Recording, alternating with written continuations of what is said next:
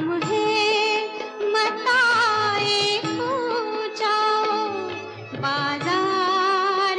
अपनी पहली ही फिल्म से हिंदी सिनेमा में सनसनी मचाने वाली 70 के दशक की एक शानदार अभिनेत्री, हाय रे हाय रे हाय रे हाय रे, जो बहुत खूबसूरत तो नहीं थी, पर इनका अभिनय इतना कमाल का था कि फिल्म इंडस्ट्री में आते ही इन्होंने बेस्ट एक्ट्रेस का नेशनल अवार्ड अपने नाम कर लिया था। माई रे मैं कासे कहूं भी। जो FTII से पास आउट होकर हिंदी सिनेमा में लीड एक्ट्रेस बनने वाली देश की पहली अभिनेत्री थी।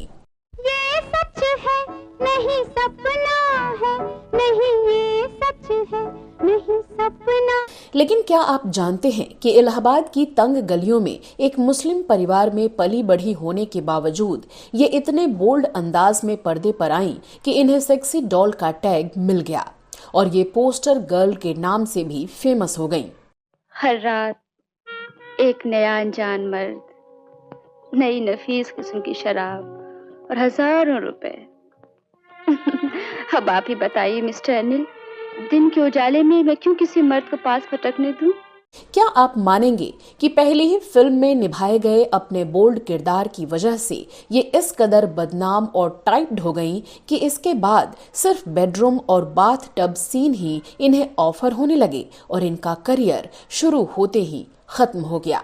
राज की एक बात है, राज की एक बात है, बात ये राज की। और क्या आप यकीन करेंगे कि इस एक्ट्रेस ने खुद से 16 साल बड़े एक ऐसे डायरेक्टर से शादी की जो बोल्ड और भड़काऊ फिल्में बनाने के लिए जाने जाते थे, और फिर आगे चलकर ऐसे बुरे दिन आए कि ये दाने दाने को मोहताज हो गईं और घर चलाने के लिए भी इन्हें मदद की गुहार करनी पड़ी। मैं तो हर मोड़ पर तुझको दूंगा सदा मेरी आवाज़। तो कौन थी ये अदाकारा जिनके इतने टैलेंटेड होने के बावजूद भी लोगों ने इन्हें भुला दिया? ले चलो अब कहीं ले चलो। डायरेक्टर्स ने इन्हें सिर्फ नुमाइश के लायक ही समझा और पति ने भी अपनी फिल्मों में बस इनके जिस्म को परोसने का ही काम किया। जीवन है एक भूल सजनवा बिन तेरे काटा है। आज कहां और किस हाल में है ये अभिनेत्री? क्यों इनके पति ने इन्हें बेऔलाद रहने पर मजबूर किया? बताएंगे और भी बहुत कुछ। आप बने रहिए हमारे साथ।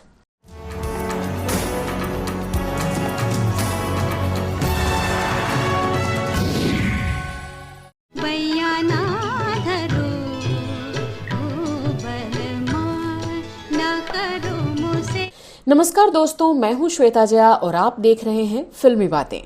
दोस्तों, आज हम बात कर रहे हैं 70 के दशक की एक ऐसी अदाकारा की जिन्होंने बहुत कम समय में ही फिल्मी पर्दे पर अपनी जोरदार मौजूदगी दर्ज करा ली थी। ये थी रेहाना सुल्तान। अनिल बाबू, इंसान शैतान के साथ जी सकता है, जानवर के साथ जी सकता है, मगर देवता के साथ नहीं जी सकता। इनकी अदाकारी और हुस्न ने अचानक हिंदी सिनेमा में तूफान ला दिया था और ये कहा जाने लगा कि ये तो बड़ी बड़ी अभिनेत्रियों की फिल्में अपने नाम करने वाली हैं। लेकिन अफसोस ऐसा हुआ नहीं और कुछ एक फिल्मों के बाद ये गुमनाम सी हो गईं। इनका जलवा कायम नहीं रह पाया और सारी ख्वाहिशें अधूरी रह गईं। और ले गया ऐसा मकान, कहीं तुम्हारे दुश्मनों के साथ कोई साया आसिफ की बात हो गई तो मैं क्या करूंगी, कहाँ जाऊंगी? इतनी दुआएं मन्नतों के बाद तो तुमको लिया है अल्लाह से। अपनी पहली फिल्म से ही खूब दौलत और शोहरत कमाने वाली ये एक्ट्रेस ऐसी बर्बाद हुई कि घर चलाने के लिए भी इन्हें दूसरों का मोहताज होना पड़ा। कबूतर, मुझे तुम्हारे सर पे कबूतर बैठा दिखाई देता है।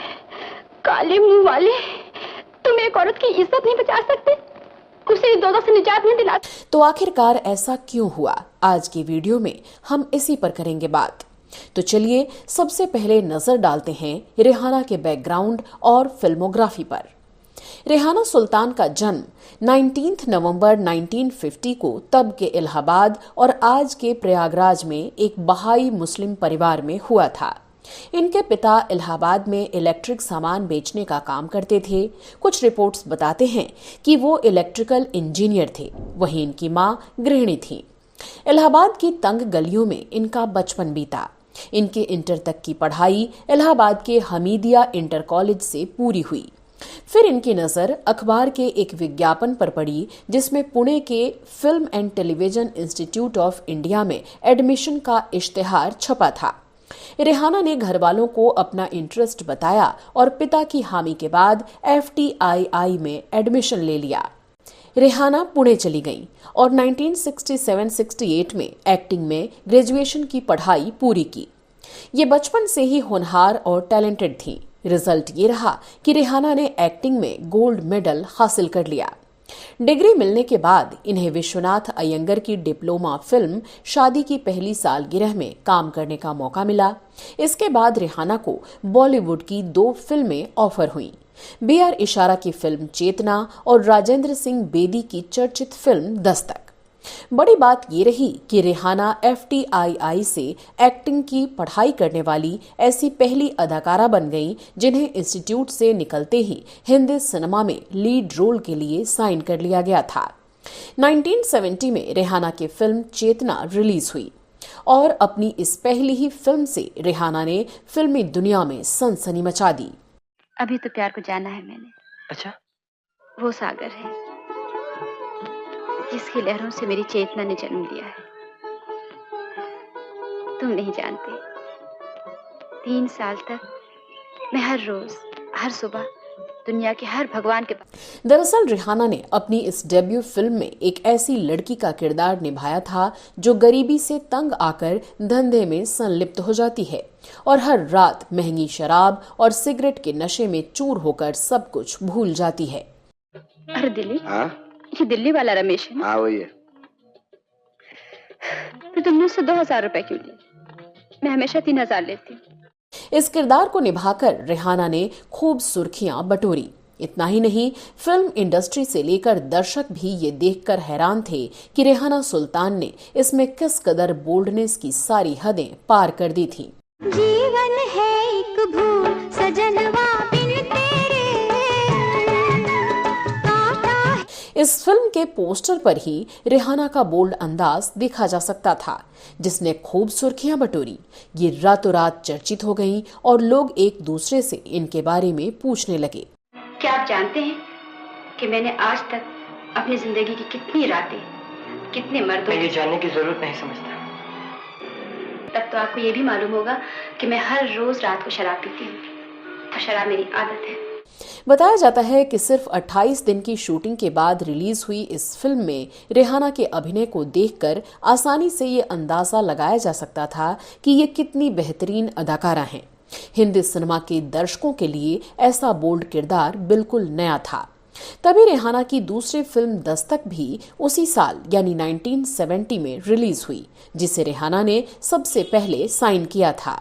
हम हैं मताए पूछाओ बाजार। इस फिल्म ने रेहाना को टॉप पर पहुंचा दिया।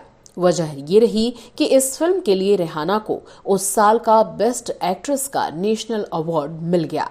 तुमसे कहूँ एक बात परों से राजेंद्र सिंह बेदी की इस फिल्म में रेहाना ने इस कदर कमाल का अभिनय किया कि सब हैरान रह गए।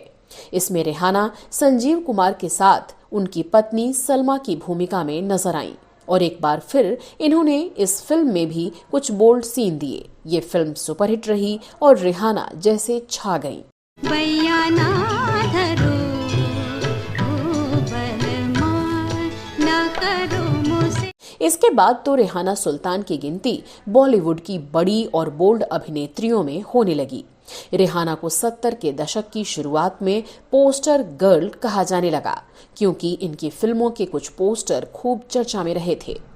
फिल्म समीक्षकों के बीच इन्हें मॉडर्न सिनेमा की पहली सुपरस्टार तक कहा जाने लगा। मशहूर निर्देशक सत्यजीत रे भी इनकी लाजवाब अदाकारी के कायल थे। अपनी लाजवाब एक्टिंग से रेहाना सुल्तान ये साबित कर रही थी कि ये बेहद नेचुरल एक्टर हैं। रेहाना के पास फिल्म मेकर्स की लाइन लगने लगी, लेकिन यहाँ कहानी इतनी सिंपल नहीं थी, बल्कि इसमें एक टर्न था। दरअसल रेहाना सुल्तान को जो फिल्में ऑफर की जा रही थी, उनमें से ज्यादातर में इन्हें बोल्ड रोल ही दिए जा रहे थे, भले ही वो सीन स्टोरी की डिमांड हो या ना हो। बताते हैं कि रेहाना इन किरदारों से परेशान हो गईं। इन्होंने तो कुछ अलग और बड़ा करने की सोची थी। वो FTII से गोल्ड मेडल हासिल करके आई थीं और अपने समय से आगे की मॉडर्न सिनेमा की कल्पना करके हर तरह के किरदार को खुलकर जीना चाहती थीं, लेकिन हुआ इसके ठीक उलट। रेहाना को अपने निभाए गए इन किरदारों से तारीफें तो मिली, लेकिन साथ ही बोल्डनेस का ठप्पा भी लग गया और ये टाइप्ड हो गईं। फिल्म एक्सपर्ट्स बताते हैं कि ये फैमिली ड्रामा फिल्मों का समय था और रेहाना आजाद ख्यालों वाली बोल्ड लड़की के किरदार कर रही थी। इनके इन किरदारों को देखकर कई फिल्म समीक्षकों ने तो यहाँ तक कह दिया कि हिंदी सिनेमा अब बालिग हो गया है। इनके ऐसे किरदारों से दर्शकों के मन में इनकी एक अलग ही इमेज बन गई, जिसके चलते फिल्म मेकर्स इनकी काबिलियत को जानते हुए भी इन्हें अपनी फैमिली ड्रामा फिल्मों में कास्ट करने से कतराते थे। बताते हैं कि रेहाना इससे इस कदर परेशान हो गई कि इन्हें लगने लगा कि ये सेक्सुअलिटी का दूसरा नाम बनकर रह गई हैं। इसलिए अब ये ज्यादातर स्क्रिप्ट सुनते ही मना करने लगी। इससे डायरेक्टर चिढ़ने लगे और रेहाना की मार्केट वैल्यू गिरने लगी। कहा जाता है कि रेहाना एक्टिंग का सबसे बड़ा सम्मान नेशनल अवार्ड जीत चुकी थी, फिर भी निर्माता निर्देशक इनसे बदन की नुमाइश करने वाले रोल ही करवाना चाहते थे। अपनी इमेज को लेकर रेहाना ने एक इंटरव्यू में कहा था कि उस वक्त मैं फिल्मों में महज एक टाइप्ड एक्ट्रेस बनकर रह गई थी। दर्शकों को लगता था कि मैं सेक्सुअलिटी का दूसरा नाम हूँ। यहाँ तक कि डायरेक्टर मुझे सिर्फ बाथटब या बरसात में भीगने वाले रोल ही देते थे। मुझे इनसे चिढ़ होने लगी थी। वही फिल्म इंडस्ट्री में इन्हें लेकर किस तरह की छवि बना ली गई, इसका अंदाजा आप एक घटना से भी लगा सकते हैं। जब स्क्रिप्ट डिस्कस करने के नाम पर इन्हें किसी राइटर ने होटल में बुलाया और फिर इनके साथ बदतमीजी करने लगा। रेहाना ने उसे तमाचा जड़ दिया और वहां से लौट आई। खैर, तब रेहाना के पास दो ऑप्शन बचे थे, या तो ये इन बोल्ड किरदारों को निभाने के लिए राजी हो जाती या फिर इनकार करके साधारण फिल्मों में कम तवज्जो वाले रोल करती। रेहाना ने दूसरे ऑप्शन को चुना और आगे लगभग एक दशक तक ऐसी भूमिकाएं ही करती रही जिनकी कोई चर्चा नहीं होती थी, जिनमें कुछ खास नहीं था। चेतना और दस्तक जैसी फिल्मों के बाद जब रेहाना ने कुछ फिल्मों में साफ सुथरे रोल किए तो दर्शकों ने उन फिल्मों को पूरी तरह से नकार दिया। रेहाना ने एक इंटरव्यू में कहा था कि फिल्मों के चुनाव में मुझसे गलतियां हुई, जाहिर है इसका खामियाजा इन्हें उठाना पड़ा। रेहाना सुल्तान की आगे कुछ और फिल्में आईं, जिनमें मन तेरा तन मेरा, तन्हाई, सवेरा, हार जीत, प्रेम पर्वत, खोटे सिक्के, एजेंट विनोद, बंधन कच्चे धागों का और किस्सा कुर्सी का शामिल हैं। पंकज जानती थी अगर नीलू को मालूम हो गया तो वो भी यही करेगी। वो पंकज के लिए अपने प्यार की कुर्बानी दे देगी, लेकिन उसने अपनी सहेली को कुछ मालूम नहीं होने दिया। फिर भी उसे खुदगर्ज कहते हैं आप। इस तरह एक गोल्ड मेडलिस्ट दमदार अभिनेत्री का करियर गुमनामी और उपेक्षा की भेंट चढ़ गया, जो बताता है कि हमारी फिल्म इंडस्ट्री कितनी बायस्ड और अजीब सोच वाली रही है, जिसने अपनी एक धारणा की वजह से एक अच्छी अभिनेत्री को किनारा कर दिया, क्योंकि उसने हर फिल्म में अपनी पहली फिल्म की तरह कपड़े उतारने से इनकार कर दिया था।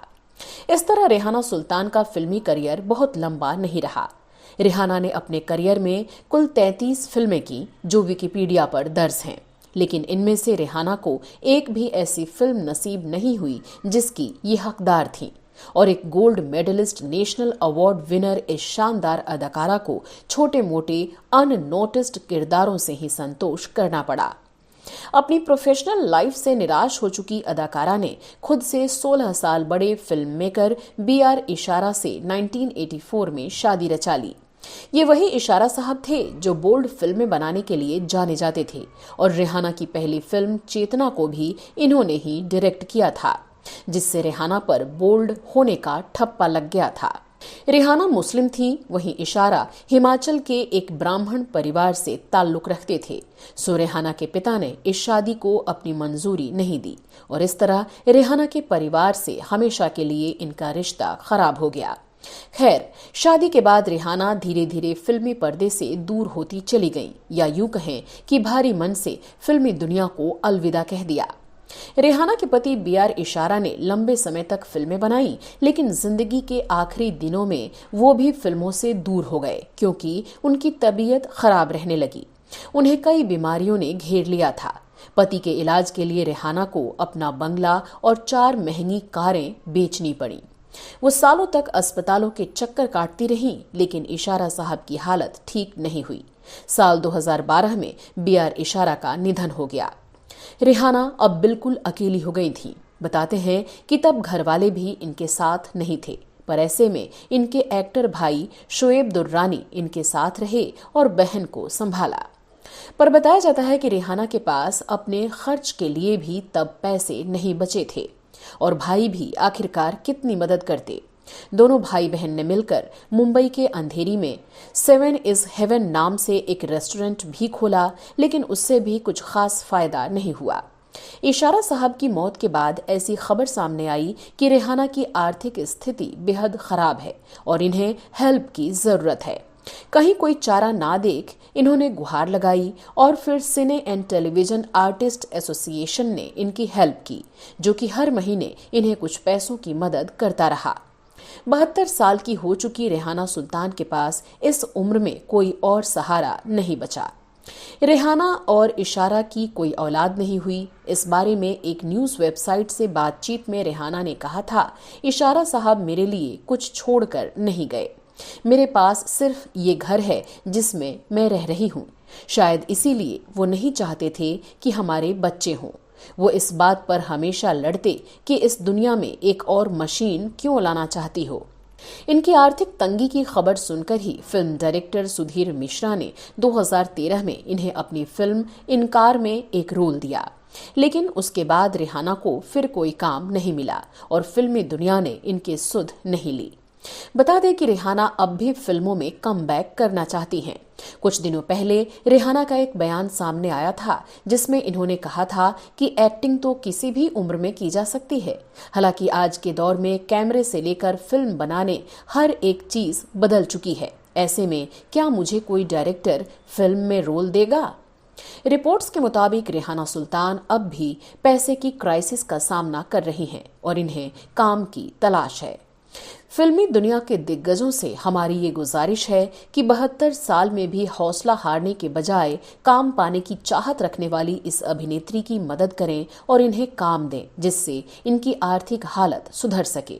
ये हम सबका भी नैतिक दायित्व है कि अपनी शानदार अदायगी से इतिहास रचने वाली इस अदाकारा को हम सपोर्ट करें और उम्र के इस पड़ाव पर इन्हें अकेला ना छोड़ें। दोस्तों, आपसे भी गुजारिश है कि आप भी इस अदाकारा की मदद करें और अपने सोशल मीडिया अकाउंट के जरिए इनके लिए आवाज उठाएं। इन्हें हमारी हेल्प के तौर पर बस एक्टिंग की दुनिया में काम चाहिए, कुछ और नहीं। तो चलिए, एक उम्मीद के साथ इस वीडियो में फिलहाल के लिए बस इतना ही।